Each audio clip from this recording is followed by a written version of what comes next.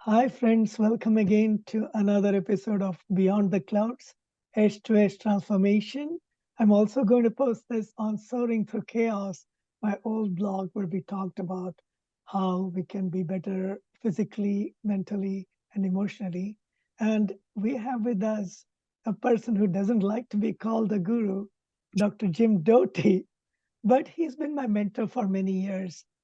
Besides being an amazing technologist and a neurosurgeon, he's also worked a lot in the area of compassion and altruism. So, Jim, tell us a little bit about you. How did you end up becoming the Jim Doty I know? Oh, sure. uh, well, as you well know, who we are today is a manifestation of the path we took since childhood. And that can be for good or bad. Oftentimes, the baggage that we've picked up has a continuing impact on each of us in terms of interaction with others, in terms of relationships, in terms of decisions. And obviously, it's great if it all comes together. It's not so great if you're tormented by that baggage and you don't have, if you want to call it metacognition or self-awareness of those things that actually drive your behaviors that are sort of underneath the hood or on a subconscious level. My own background is one where I grew up in poverty. My family was on public assistance my entire life as a child. My father was an alcoholic. My mother had had a stroke when I was a child, was partially paralyzed, chronically depressed, attempted suicide. We were evicted from various residences. And of course, this is not the environment that you would correlate with having a successful life. And when I say successful life, what I mean is to live within the constructed world that we're in, whereby wealth, power, position are often felt to be connected with this idea of success. But also on a deeper level, as I said earlier, the type of baggage we carry oftentimes just interferes with us living. And in fact, there's something called adverse childhood experiences, which is a measure where you check off the box, if you will, for some of these things that you experienced as a child, whether it's abuse of some type, physical, mental, sexual abuse, whether it's poverty, whether it's a parent who used drugs or alcohol, or if there's mental illness. And the higher that score, the less likelihood you're going to fall in the category of having societal success. But even more importantly, it's correlated with chronic health issues, both mental and physical. So these issues of, if you want to call it chronic trauma, have a huge, huge impact. And how do you get over that? When I was 12, I was filled with hopelessness, despair, anxiety, fear. And I did not have mentors or parents who were present, if you will. And I don't want to imply that they did not love me. I know that they did, but they had no tools to help me because they couldn't help themselves. And as a result, I was sort of adrift. And at the age of 12, I ended up walking into a magic shop. And in fact, of course, you're aware of my book, Into the Magic Shop, A Neurosurgeon's Quest to Discover the Mysteries of the Brain and the Secrets of the Heart, which actually ended up being a New York Times bestseller, a bestseller in 8 countries. And it talks about the path that I ended up taking based on that experience. And when I walked into that magic shop, there was a woman there who was not the owner, but it turned out she was the owner's mother, who had one of these radiant, embracing smiles and personalities that put me at ease or created this environment of psychological safety. And as a result of that, I felt okay talking to her, where normally, because of shame and fear of being judged, I would not have done that.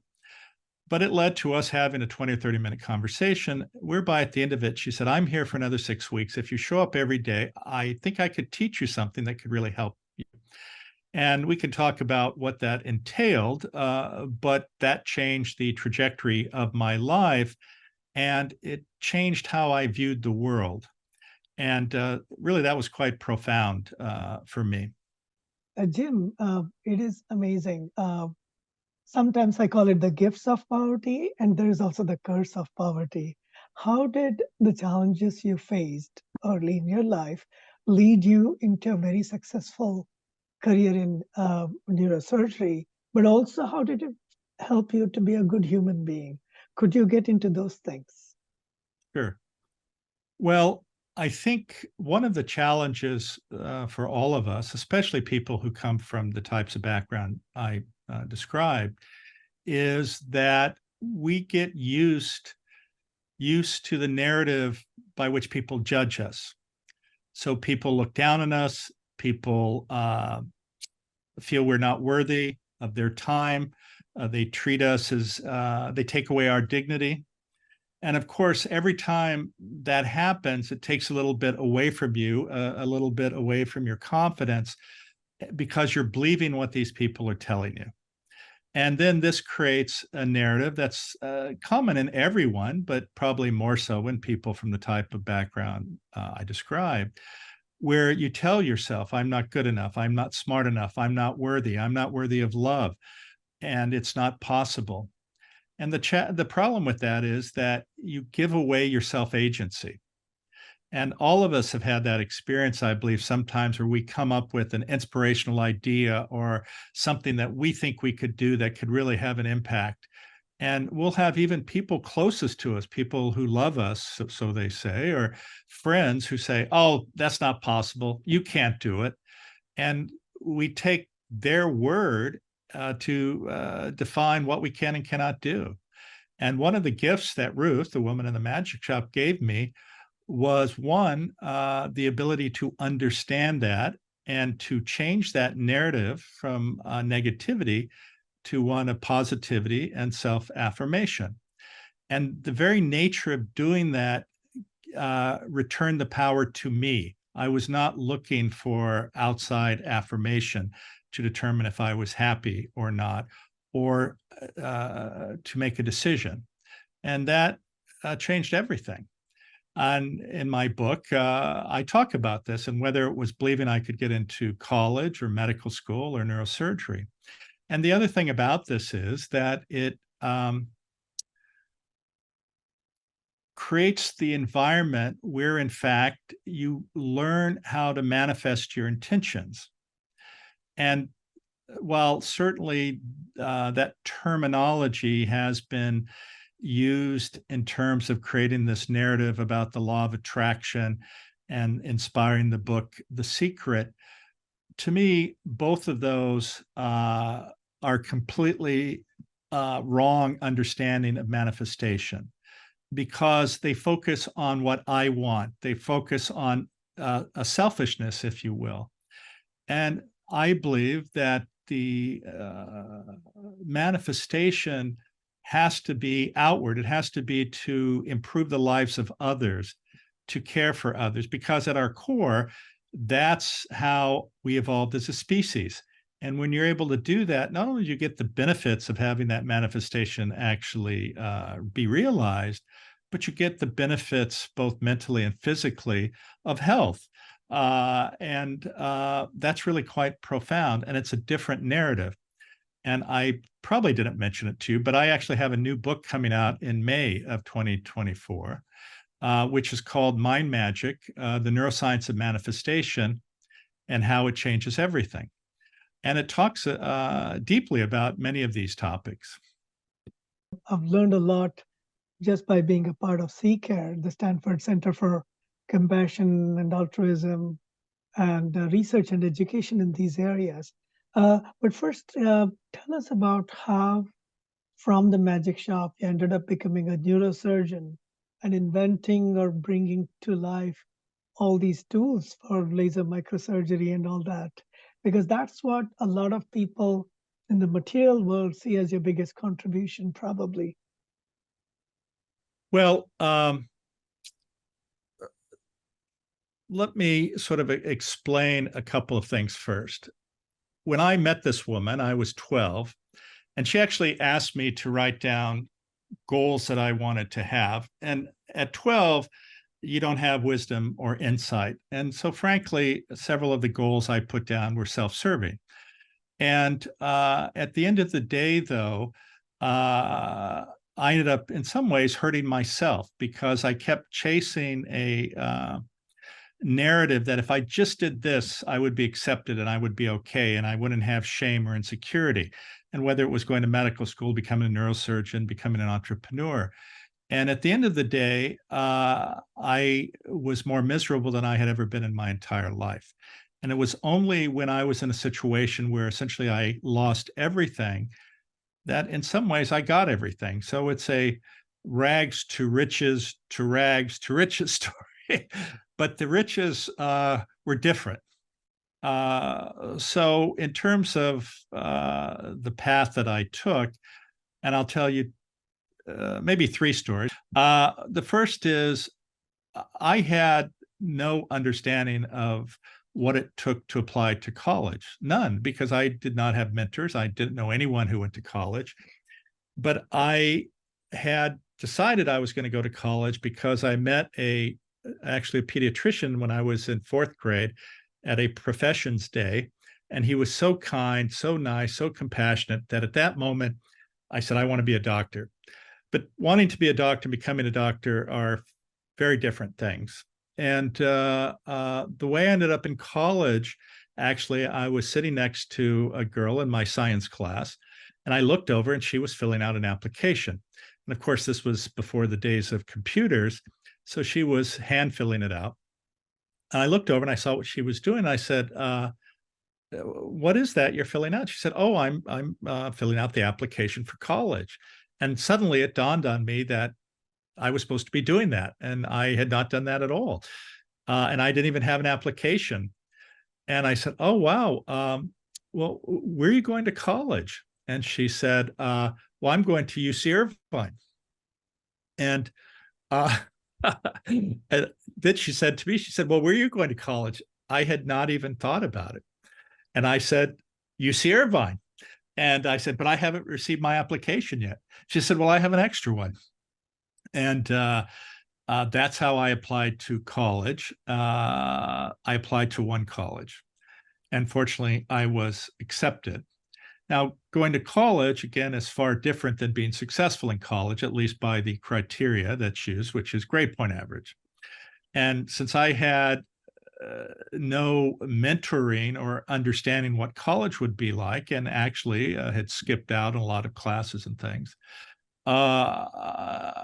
I actually ended up dropping a lot of classes, also because I had to come home multiple times to deal with my father who was in jail or some other mishap, my mother attempting suicide. So I had this very sketchy academic record. And but then it came time to apply for medical school. And at the time I applied, my grade point average was 2.53, when the average grade point average to be accepted or to even apply to medical school actually was 3.79. And again, to show you how people will tell you what you can and cannot do, I had several friends in college who were aware of my GPA and said, you're never going to get into medical school. It's a waste of time. And in fact, we had to go through a pre-med committee to write a letter of recommendation for us. And I actually went to the secretary's office to make that appointment. And she looked me up and she said, I'm not giving you an appointment. And I said, why? And she said, because it's a waste of everyone's time. Now, as a human being, can you imagine being told that fundamentally you are a waste of everyone's time, that your dreams, your aspirations are worthless or not possible? And fortunately, from my interaction with Ruth and this belief in myself, I said, well, I appreciate what you're saying, but I'm not leaving here until you give me an appointment. And she did. But that was the first step, because I had the appointment. And imagine what it's like when you're 20 or 21 years old. You walk into a room And I'm sure you're familiar with those photographs of Putin sitting at a long table, and there are these people at the other end of the table, and he's criticizing them. Well, this was the reverse of that. I walked in, and there were 3 people at the end of this long table, and I was by myself.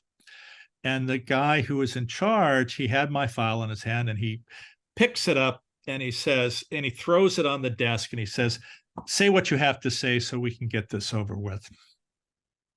Wow. Which again, how horrible. Here you have nominally an educated person who treats you like that, who tries to objectify you into a grade. And again, fortunately, I looked at him and I said, I will not allow you to objectify me to a grade. I'm a human being. You know nothing about me. You've not asked a single question, yet you're trying to decide for me what my future will be. And I said, that's not acceptable. I said, there's no evidence that beyond a above average level of intelligence, this has anything to do with success. And I proceeded to lecture this group of people for about 20 minutes. And at the end of it, they were all crying. And the reason they were crying was because of the fact they had to look at me as a human being. And once you can create that, they can't look away from you. And so anyway, they ended up giving me the highest letter of recommendation. And as I was leaving this meeting, that secretary who had been sitting in the back, she handed me a brochure, and it was an application to a summer enrichment program for socioeconomically disadvantaged children and or students and for minorities. And when she handed it to me, she said, listen, the deadline has passed, but I don't think it will affect you. So I ended up applying to that program. I spoke to the person who ran it, who founded it. And even though the deadline had passed, she let me in.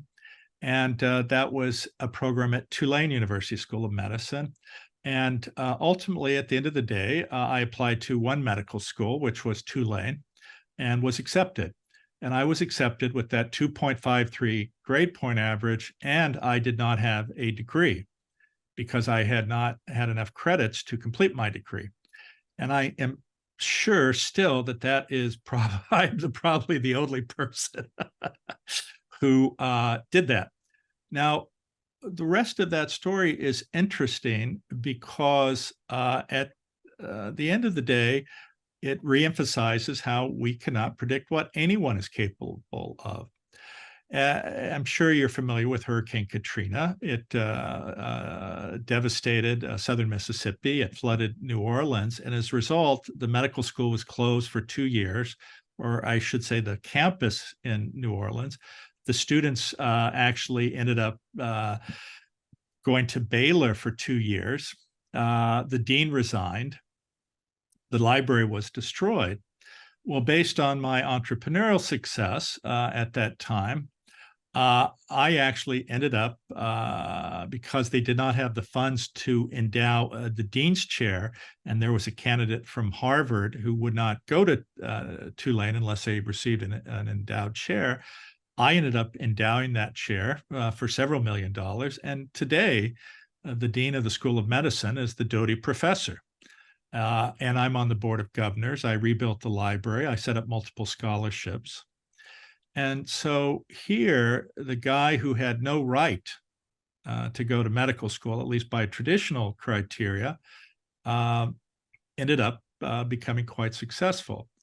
And now I'm fortunate because these unusual manifestations have repeatedly occurred for me. But it's because I have a deep belief in possibilities and have a deep belief in my own power to manifest. And again, this is not in the context of woo-woo pseudoscience. This is, and you will see when my new book comes out, this is based on science, actually.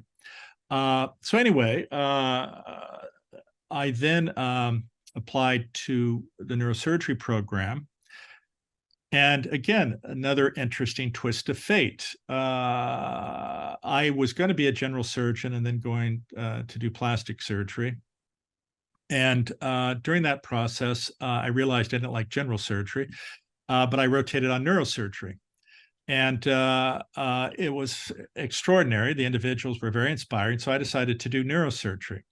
But I was told that, and I was in the Army because they paid my way through medical school. I was told that there was actually a 3-year wait because the Army only trained one person at a time. And so what happened is I took a month off my vacation, spent it at Walter Reed on the neurosurgery service. And at the end of that time, I met with the chairman, and he said, "We really like you. You did a great job, but there's a 3-year wait, and I'm happy to put you on that 3rd year, but you're going to have to go out and be a general medical officer." And I looked at him and I said, "Well, that's unacceptable." And he started laughing. He said, "Well, it may be unacceptable to you, but that's the way it is." But in the interval, I applied for the program. The person who had been slotted for that position actually had been dating the head nurse on neurosurgery, and they got into a fight or broke up. And he apparently was stalking her or bothering her. She reported it to the chairman. He canceled his residency acceptance. And that person ended up going to Korea to finish out his time in the military as a general medical officer. And they gave me the slot. So, in fact, I didn't wait for 3 years. I was accepted immediately. And there you have it. Amazing, your story. And to anybody out there, it is very hard to believe it, but we believe in these songs, that's just the way it is. Some things will never change, but we have to take a stand when we really want to get things done. You were immensely successful in neurosurgery and bringing new technologies to neurosurgery that have helped millions of people. I had a friend go through a brain operation recently, and he was so grateful that his skull didn't have to be, broken and so on. But and I know your company was immensely successful. At the end of which, I noticed that you were not happy enough, and you started new movements. Can you tell us a little bit about that? Well, it wasn't that I wasn't happy, but so the company you're talking about is Accuray, and we manufacture a device that utilizes a miniaturized linear accelerator on a robotic arm that uses image guidance technology to get pinpoint accuracy in treating not only tumors of the brain, but solid tumors anywhere in the body. We started on the brain because, of course, my area of expertise is neurosurgery, but that technology evolved. Now, I was not the inventor of that technology, but ultimately I was the co-developer and was the person who actually got the FDA approval and was CEO of the company. Regardless, though, we actually perfected this device, and it's now all over the world. I think there are at least 600 units spread over the world. And it has had an impact on hundreds of thousands, if not millions of people, because it changed the situation whereby either you had to have a frame screwed onto your head to get radiation therapy, or you had to go through more traditional radiation therapy, which required 40 sessions. And this changed in that, one, you didn't need to have this frame, and two, most people were treated with simply one session. So it had a profound effect on the world. And then subsequently, I started another company that created a slightly different technology that was then acquired by Siemens Medical. And so I've been fortunate to have been involved in really some life-changing medical technologies. So your companies contributed tremendously to physical health. What inspired you to get into the field of healing, if you will, or emotional and mental well-being? Can you get into that a little bit? And I Sure. remember some of your quotes about how the mind plays a big role in diseases, of physical manifested diseases as well, which a lot of people still don't believe, but there's a lot of connection between the two. Well, I alluded to this a little bit earlier regarding the phenomenon of ACEs, so you asked me about sort of understanding the mind and its impact on disease. Well, this gets into neuroscience, and I'm sure you know that we have a system of nerves that are distributed from the brain throughout all the major organ systems. And it's a two-way path. It's called the vagus nerve. One part of that is the sympathetic nervous system, and the other part is the parasympathetic nervous system. And the two of them together are called the autonomic nervous system because they typically function at a level below consciousness. And we developed the sympathetic nervous system through evolution as a mechanism to respond to threat or disgust or fear. And what happens is when that is activated, several things happen in your physiology. You have the release of stress hormones, cortisol. You actually have the diversion of blood from your intestines into your skeletal muscles because it's anticipating they're going to need that extra oxygen if they are going to run away, if you will. Your pupils will dilate so you can see more clearly, especially at night. And so a whole variety of physiologic responses occur when that system is engaged. Because it protects you. The problem is that evolution takes millions of years, but the modern world has been created in simply hundreds of years or a few thousand years at the most. And so the system we created to respond to threat, unfortunately, is chronically activated in a large number of people because the demands on our attention have dramatically increased from when we lived on the savannah in Africa. Obviously, phones didn't exist or computers. We didn't have what we consider traditional jobs where people are making demands for you to be productive or head projects or do things. And also, the nature of technology itself puts demands on you. And because of this, for many, many people in modern society, especially following the pandemic, their sympathetic nervous system is chronically activated. As a result, they have the chronic release of stress hormones, which have a very deleterious effect on various organ systems in our body. We also know that our immune system is depressed, which of course relates to infection. We also know it affects our cardiac function. There's something called heart rate variability. When you have a decrease in heart rate variability, which is associated with stimulation of the sympathetic nervous system, actually, this is associated with sudden cardiac death. You have an increase in your blood pressure. And more importantly, you have the production of inflammatory proteins, which, again, are associated with chronic disease states such as diabetes, heart disease, kidney disease. So when your sympathetic nervous system is activated, it has a huge, huge negative effect on your physiology and the various organs in your body. Conversely, if you are able to shift to the parasympathetic nervous system, or what's called the rest and digest system, this is the place actually where your physiology works its best. One, your blood pressure is lowered. You have an increase in heart rate variability, which is a good thing. Your immune system is boosted. The production of inflammatory proteins actually is markedly diminished, and you don't have the release of these stress hormones.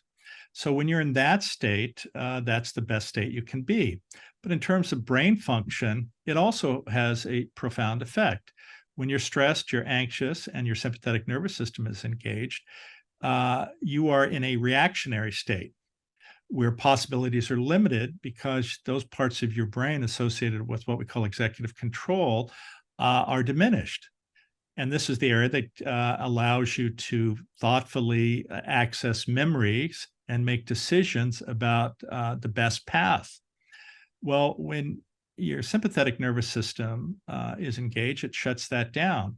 So you have a feeling that your choices are very limited because you have to be immediately reactive and make a decision. And again, conversely, when you're in the other state, if you will, the rest and digest mode, you're more thoughtful, you're more productive, you're more creative, which of course then gives you many options.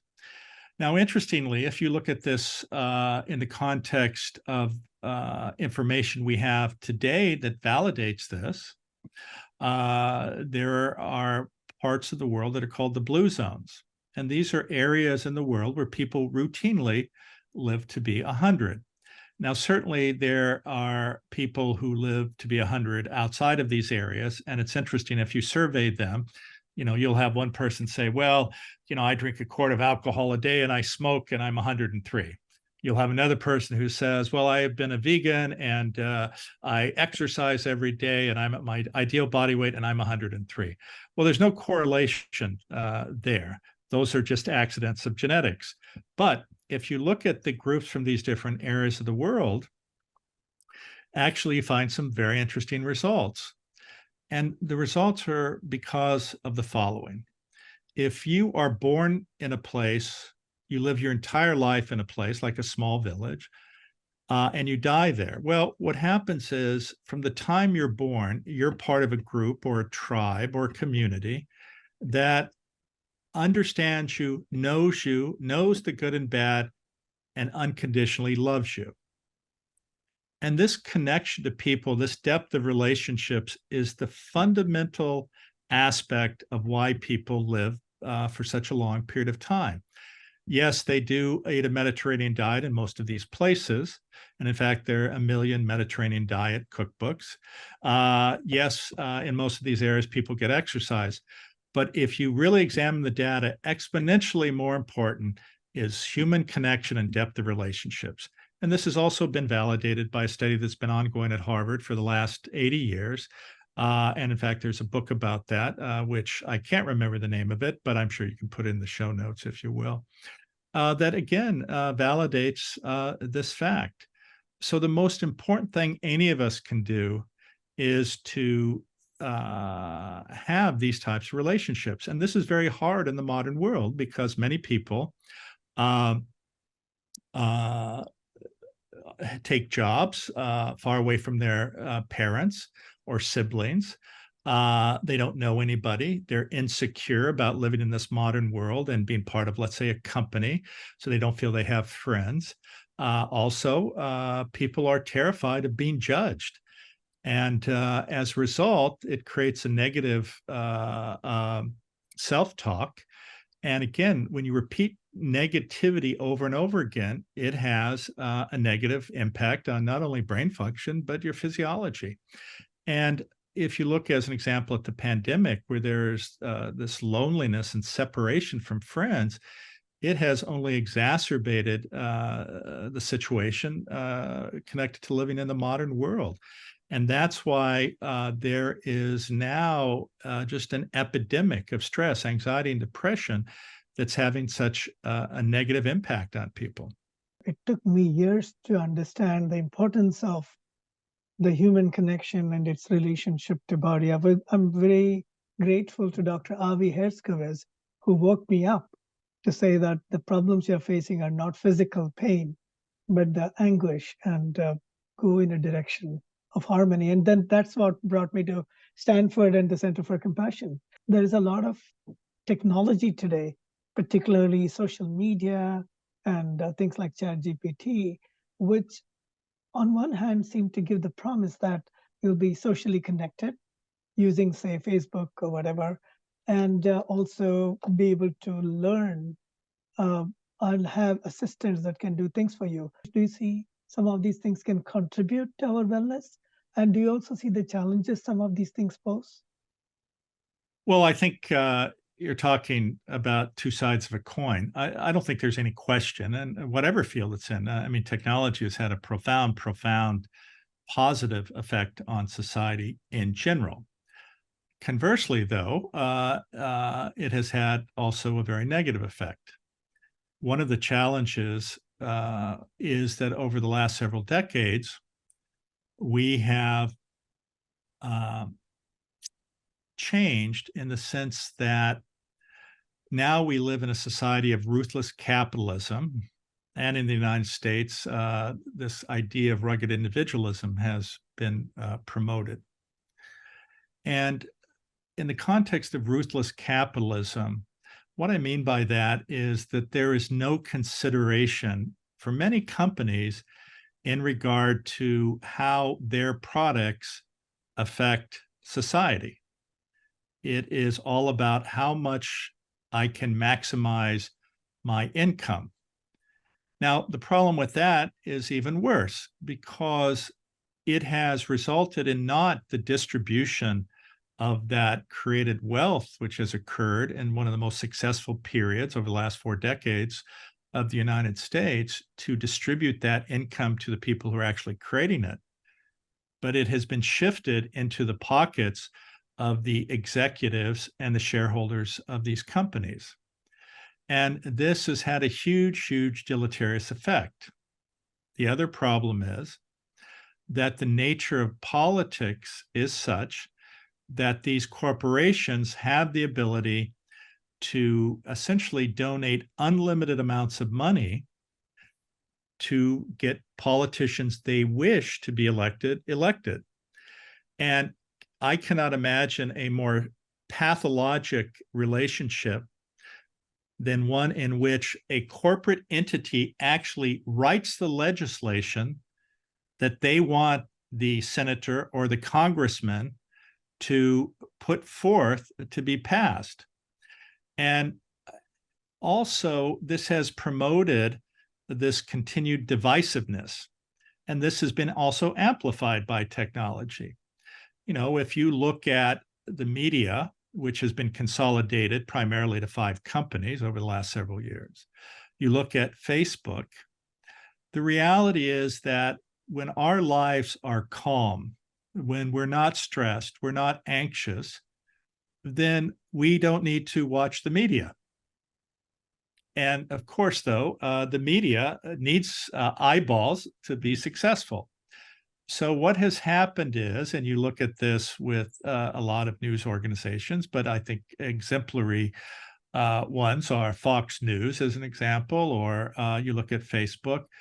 Their goal is not to promote positive stories or promote our oneness, our humanity, our need to work together and develop relationships. It's to promote divisiveness and separation because we are humans. And we know that our threat systems are stimulated by conflict.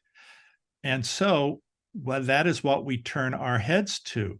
If everything is calm and good, then we don't turn our heads away from what we're doing at that moment. And so this has created this very toxic stew, if you will, that has been promoted by all these for-profit organizations. Now, the thing that they're missing here is that, in fact, if they promote goodness, if they promote cooperation, actually, at the end of the day, that will end up being much more profitable. But this realization has taken a long, long time to occur. In fact, if you look at corporate entities, the traditional CEO mantra was, I make demands on my employees. I create a fear narrative. I tell them they're going to be fired if they don't get things done. And the belief is that that creates productivity. The problem is that they're wrong. It may create some short-term productivity, but when an individual is stressed and anxious, they become less productive. They become less creative. Their health is impaired. Because they don't want to be in that environment, or they don't want to be promoted actually because of more responsibility, it increases HR costs because people leave companies or they won't accept a promotion. And as a result, these companies are not as profitable as they could be. And if you change that narrative to the opposite, where you recognize the dignity of every person, where you promote cooperation, where you give people purpose and meaning in their job, you cannot pay them enough to be as productive as they will be or as creative. Their healthcare costs go down, the human resource costs go down, the shareholder value dramatically increases. And fortunately, now we're seeing many more companies that understand this reality. And so I'm hopeful that we will also see this much more expressed in the field of politics, but in the world in general. We've been going for a very long time with the economics of fear and greed. And maybe there's a new economic theory of abundance and creating not just a woo woo abundance, but truly creating a positive world. Please tell us a little bit about your new venture that you've been working on. And hopefully that's in that direction towards bringing inclusivity rather than exclusivity. Well, there are actually probably two domains. One, you mentioned CCARE, the Center for Compassion and Altruism Research and Education. And we have, over many years, developed techniques, interventions that promote human thriving by offering tools to be more self-compassionate and decrease that negative self-talk. And also, as a result, have people see the world through the lens of compassion with the recognition that everyone is suffering. And as a result, to be much more kind and thoughtful in their interactions. And in fact, we now have an 11-month-long ambassador program where individuals receive a certificate that is populated primarily by corporation or individuals from corporate entities or healthcare or people in the mind-body wellness space. And we've done this for a few years now, and those programs alone have had impact on over 1 million people. But the other thing I'm involved with, which is actually a private entity, is the creation of an app to deal with people's stress and anxiety and depression. But it's taking a somewhat different approach. If you look at this space as an example, there are a number of different companies. What comes to mind for many people is Headspace and Calm. And the interesting thing about that, and which a lot of people don't realize, even though hundreds of millions of dollars have gone into supporting these companies, is that, and I will also preface this by saying I know one of the founders of Headspace, and I used to be a consultant to Calm when they first started. And in fact, they would give a copy of my book into the magic shop to every new employee for a number of years. And there's actually a Calm story that I did. So, but regardless, though they have signed up about 150 million people. And it's extraordinary because, of course, you would think if you signed up that many people, there would be tens and tens of millions of users that utilize that technology. But in fact, there's only 2 to 4 million at any one time. And the reality is most of their profits are spent on client acquisition because it's not sticky. It doesn't really address the problem per se. And frankly, what they offer is readily available through a variety of resources on the internet. The other options, of course, are companies that offer therapy or coaching on a one-to-one basis via the internet. Of course, as a result, those are also very, very expensive. And for the average person, and if you look at it again, the average person in the United States only has $400 of discretionary income at any one time. They cannot afford this type of therapy, even though so many people are suffering. The other option is what are called chatbots. And basically, this allows you to text actually an AI-driven entity.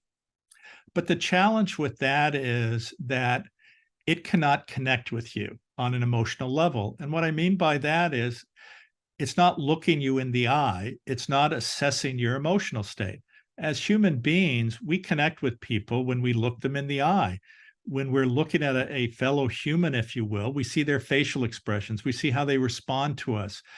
We respond to the tonality of their voice.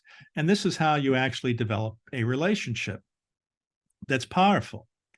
And so a chatbot neither has the ability to understand your emotional state or the valence, if you will, of how your emotion changes. And it's hard to assess, as an example, are you mildly sad or are you super sad? And so while they help a subset of people, at the end of the day, I do not believe that that is the ideal solution. And I have spent a great deal of time examining these areas. What we have developed through a company which is called Happi, but with an I, Happi, AI, or Happi.ai, is actually a different approach. And what that approach does is, one, it is an app that is essentially like a contact on your cell phone that you call, but you actually are responded to by a human avatar. Now, this is not a avatar that's primitive. This is actually quite sophisticated. But the interesting thing is, with the avatar that we are using, you don't get this sense of the uncanny valley, that there's something wrong, there's something that's not right, because that's what turns a lot of people off. So what we've done is created a human-like avatar, which people can connect with. Now, I talked about the power of human connection earlier and just recently. But what's fascinating is when you can create that environment through an avatar like this, the human does not have the ability to not respond to it like a human. And it's amazing. And I'll give you a little bit of data about that. The other thing, of course, is what this avatar does is it responds and tracks the patient's emotional state throughout the conversation through analyzing video, text, voice, and context of conversation. So it knows the impact it's having on you in essentially real time. This is then connected to a proprietary conversational AI that has a knowledge base of compassion-focused therapy and psychology, which then connects to the avatar, who then mirrors the individual's facial expressions or appropriately responds to them. Again, to promote this human-like connection. And as an example, to show you the power of this, and again, we've only created an MVP. First of all, this is an extraordinarily complex project, and that's why probably no one else has done this. But the power of it is amazing. We recently did a study with a small number of individuals, 32, who were asked to use the MVP, and this is not the final product, but use the MVP for 10 minutes a day for 7 days. And then we had a self-report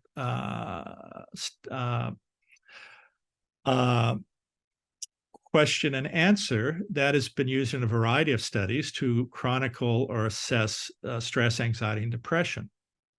The amazing thing about this was that even in that 1 week period of time, if you look at how these patients rated themselves from normal to mild to moderate to severe stress, anxiety, depression, in that 1 week period, essentially every measure of pathology that was reported significantly decreased, and the number of people who shifted into the normal range increased by 50%.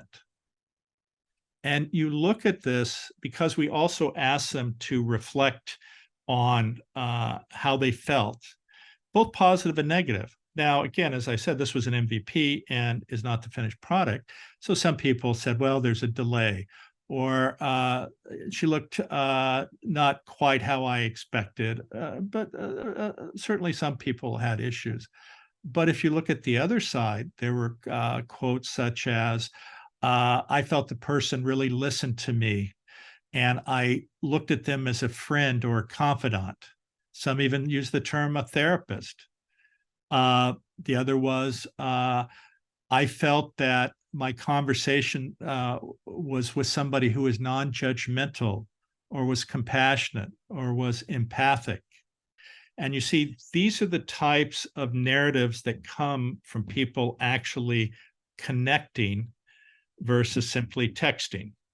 And I believe that this will be an extraordinary contribution, because what we do know is that when these symptoms come on at first, if a person has a conversation with a trusted friend, a confidant, somebody who's non-judgmental, somebody who's compassionate, somebody who is empathic, those feelings can be dissipated very, very quickly by simply having a conversation. And there's a lot of literature that talks about these dyads, where somebody talks between two people. And this is essentially identical to that. So I believe that this offers a huge opportunity for everyone, but especially for those who have not had access to any type of mental health support. Because you can actually converse with the avatar. I mean, some people have even done it for 15 or 20 minutes, which I find quite extraordinary. And also, not only do you have this conversation, which is designed in terms of how someone would frequently interact with a therapist, but it also offers interventions. It may say something like, one thing that many people have found helpful is a meditation practice. Would you like me to go through that with you and how that's done and give you some resources? Or some people have found box breathing very, very helpful.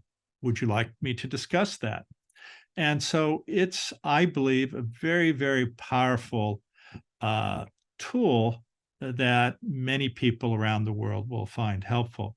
The other aspect about it is, one, it's available 24/7.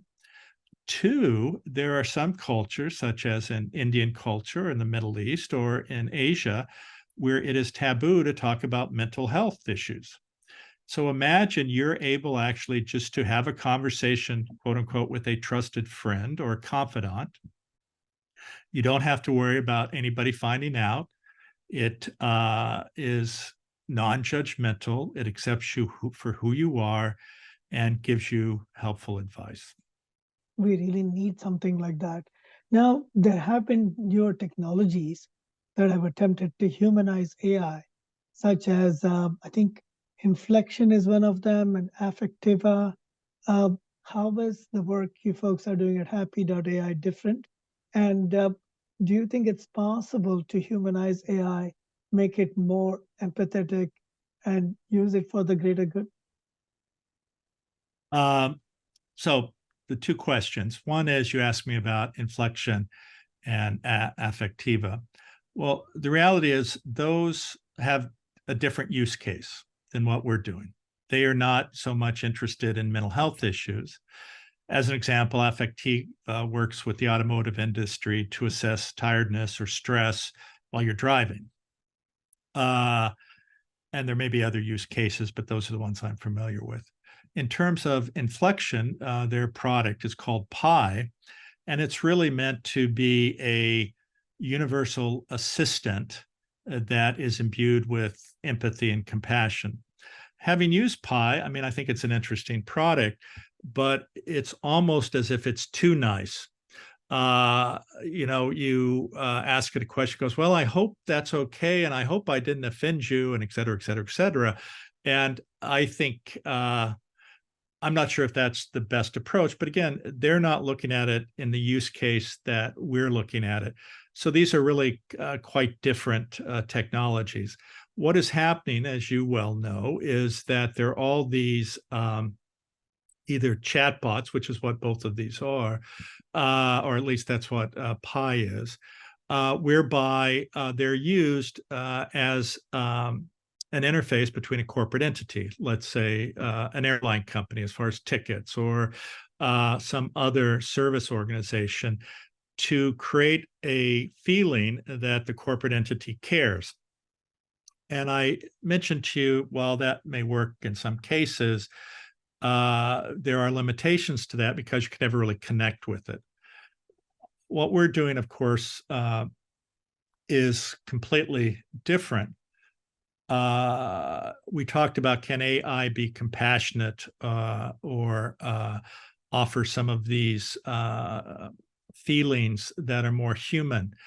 I think it can, and we're seeing some of this, but again, you can fool a human if you have the necessary attributes that make it human-like. And this is why the use of a realistic avatar, which does not have the disadvantage of the uncanny valley, and you program it to be non-judgmental and empathic and compassionate, I think you can make that connection. It can be an extraordinarily strong connection. And in fact, I mentioned that study we did. Several individuals said, well, could I just continue using this outside of the study? Because I get something out of it. And imagine, if you feel isolated and alone, which a lot of people who are suffering from these feelings, to be able just 24/7 to call up the avatar and just say, I'm feeling a little anxious today, and I just want to talk to you and, get some advice. And it's amazing what is possible. Of course. And I have myself been a big beneficiary of CCARE, the various talks that were given totally in the interest of helping and supporting and creating good community. And there was no other commercial interest at all. That makes a huge difference. It reminds me one of the earlier things you mentioned. There's too much objectification in society, grades instead of the human being in education, or maximizing the value to the corporation when it comes to consumers. How can I extract the maximum profit or maximum revenue from a potential customer? And a lot of good technologies can be hijacked with it. Is it possible that we can move towards an inclusive society where it's not about grades, but it's about good education and good learning? And it's not about maximizing dollars from the customer, but it's about serving each other, including people who work at the company, including the shareholders, and also including the people who benefit? Is it possible that we can shift as a society in that direction? Well, I think we have to, or society's going to end. And it's not going to uh, be pleasant, that ending, I can assure you. The problem has been, as an example, we talked about corporate greed, but we're now seeing a class of individuals, which is the billionaire class. And as much as they may, and I don't want to make a completely blanket statement, but there is a significant percentage of those in the 0.001% who, first of all, feel that they're above the normal rules of human interaction, that feel that because of their wealth, they should be allowed to do whatever they choose, and that because of their wealth, they're somehow different or better than the average person. The problem, especially in Western society, is that we have shifted from a more spiritual, inward examination of who we are to an outward belief that wealth, power, and position create happiness. And of course, this is an absolute incorrect statement. For myself, I was able to accomplish some amazing things. Yet at every point, I was unhappy because I kept thinking that, well, once I reach the top of this mountain, I will feel okay about myself. I'll be happy. And nothing could be further from the truth, because the only way you can be happy is actually to let yourself be happy. It is an inward journey of self-reflection and understanding that what fills us as human beings, what makes our life worthwhile, that gives us meaning, isn't about us. It is about being of service to the other, to the greater good. That is what gives contentment and meaning, and at the end of the day, a depth of happiness that the external cannot give you. The problem is that so many individuals who struggle, who are poor, they see how society lionizes the wealthy or the celebrity class. And they think, oh, wow, those people are happy. They're in their yacht, on their yacht, or they're driving a Ferrari, or they're living in a big house. Wow, they must be happy. Now, the reality is, obviously, I know many people like that, and a large percentage of them are miserable, completely unhappy, empty, and miserable. And the problem is, many people in that class, they have this emptiness and they don't know how to fill it.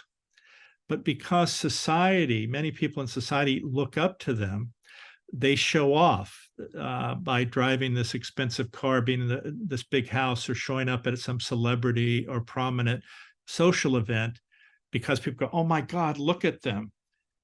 Yet nothing fills that emptiness. And it is whatever feeling they get is very short-lived. And that's why they have to keep coming back to try to get something that gives them that feeling.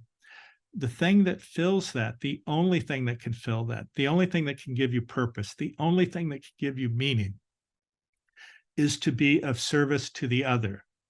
And for many people, this is a challenge, because the greatest thing we can do and learn is to be able to look out in the world and see that the other is us.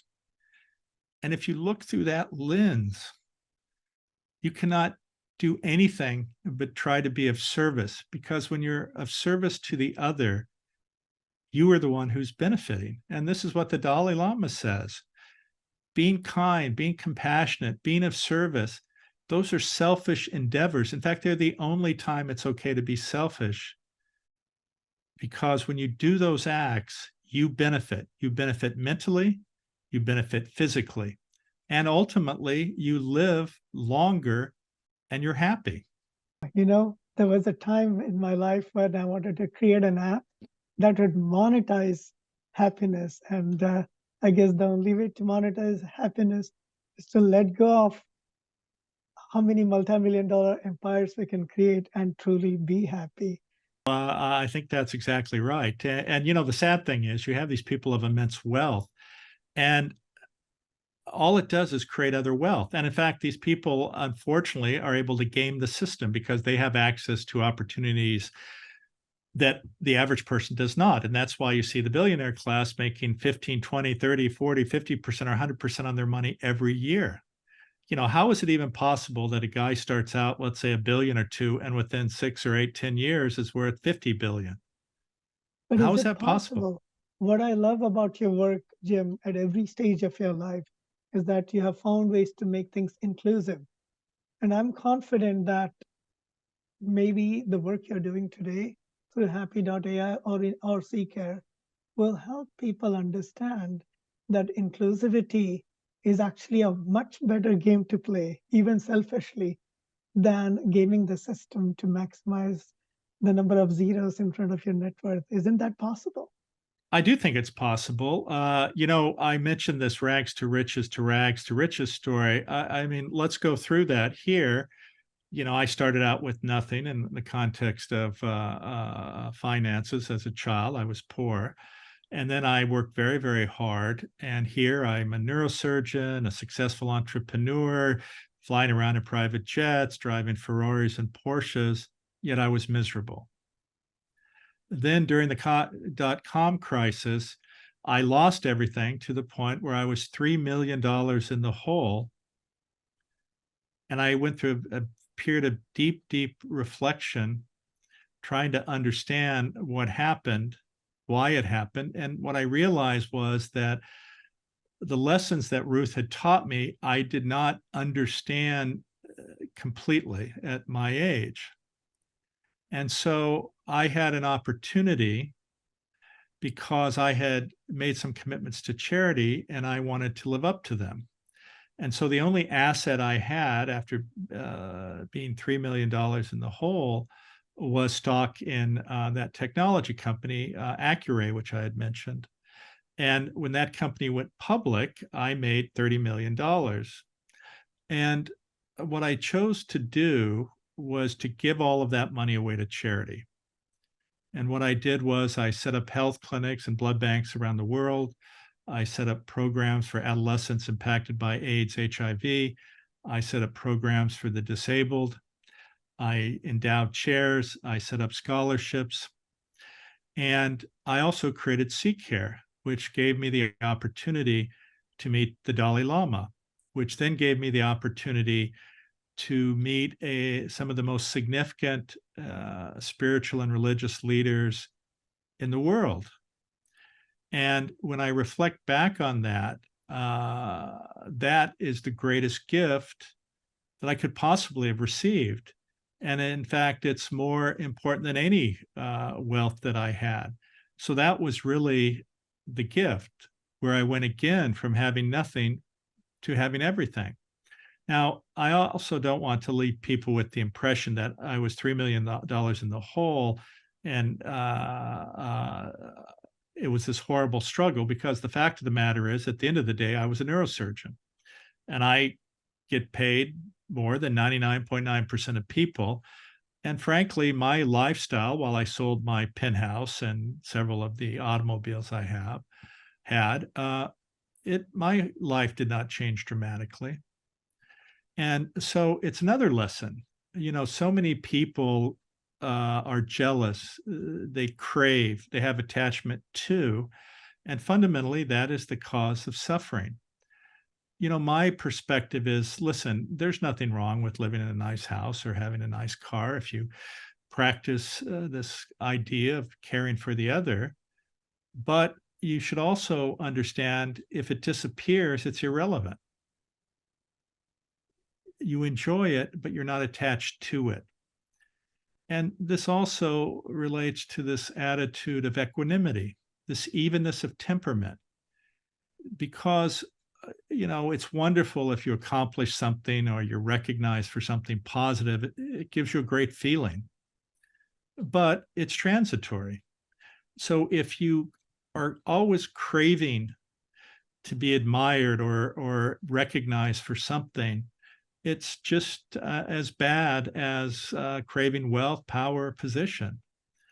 But the interesting contrast is that those periods of time that are not the up times, but are the down times, where you failed, where you've lost, where you're suffering, the reality is all of those are transitory as well. Now, sadly, some people translate that transitory nature into a permanent situation, which is very, very sad. But almost invariably, those situations are transitory. And if you reflect back on your life, where did you learn the greatest lessons? Where did you learn your resilience? Where did you realize that there were possibilities beyond what you thought? And those are during those down times. So having this evenness of temperament, where you don't get lost on either extreme, but you see the world with clarity, that's hopefully where we should all try to live. And this, again, also relates to philosophy that's Japanese in terms of wabi-sabi, to the recognition of our impermanent, incomplete, and imperfect nature, and accept that. And also accept that we're all frail, fragile human beings who make mistakes and are not perfect. But that's okay. We're all imperfectly perfect.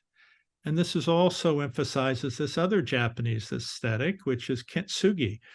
In the 15th century, pottery was very valuable. And if it broke, an attempt was made to repair it so that it did not appear as if it was repaired. But ultimately, they switched over to repairing these cracks with golden glue and to honor the reality that in some ways relate to each of us.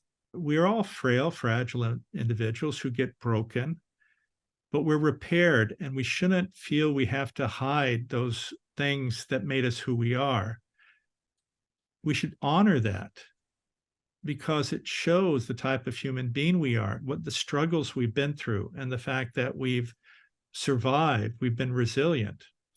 And this is why, there's a subset of people who've had significant struggles early on, and they become quote unquote successful by typical societal norms, and they'll never talk about their background because they're ashamed of it. We should look at ourselves and be proud of who we are, and it's okay. And you still deserve to be loved in the face of that. Thank you, Dr. Doty. On this realistic note, I won't just call it a positive note, but to be truly human, to be accepting of ourselves, to accept our vulnerability. Dr. Brené Brown reminds us again and again that it's perfectly okay to be vulnerable, to go beyond shame and guilt. I'm really happy that I've become a part of the CCARE community and many of the things that you have created that are more inclusive, that are more accepting of ourselves as we are. And to people out there, please come forward. I'm looking for different angles. Yes, technology is helping us. Yes, it is also creating challenges. And we want to learn from you. We want to learn from each other how we can use whatever we have, whether it's a new form of intelligence or a complement to our human intelligence or to our emotional nature. How can we all grow from it and become more gentler, happier, inclusive people? Thanks again, Dr. Jim Doty. I've learned a lot from you, and it's a lot of fun just being around the community that you created. Well, thank you so much. It's always been a pleasure to be with you, to work with you. And I thank you for the work that you're doing in the world. And for those of you who may not know, you have traveled the world caring for people, teaching people, loving people. And that's an extraordinary thing. So don't ever Well, forget that. thanks. And it all Absolutely. happened because of CCARE. I don't think I Well, would have gone on that adventure if I hadn't learned about the true value of being equanimous and enjoying the moment. Thanks again. take care, my friend. It's been a joy.